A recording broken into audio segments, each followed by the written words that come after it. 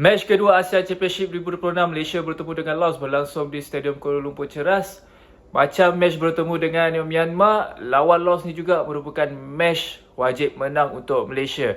Dengan pelbagai isu yang melanda FAM sekarang ni, skuad Harimau Malaya masih berjaya menarik lebih kurang 10,000 penyokong untuk turun stadium. Tak kisahlah korang ni side mana, side nak boykot ke, side yang tak boykot ke, terpulang kepada prinsip hidup korang. Perubahan yang penting dilakukan oleh Coach Tan Jee Ho dalam match ni adalah menggantikan Da Alif dengan Jimmy Raymond dalam posisi pertahanan kanan. So nampak confident dah sikit bila player senior yang main turun dalam game ni. Tak adalah posisi tu jadi lubuk.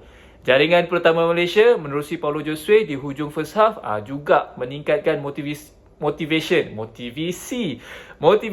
player-player Malaysia untuk skor lagi 3 gol di second half. Awal-awal tu buntu juga player Malaysia nak tembus blok pertahanan Laos. Tapi bila dah skor first goal tu, player-player Malaysia mula confident dan tingkatkan intensity serangan di second half. Tapi obviously lah, kualiti player Malaysia lebih baik daripada Laos.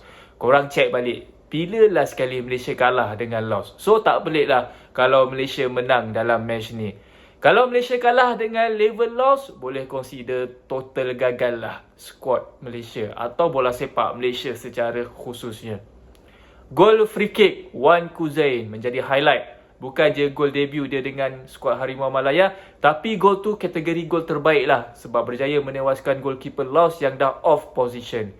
Bagi ruang besar dekat sebelah kanan dia untuk Wan Kuzain skor gol.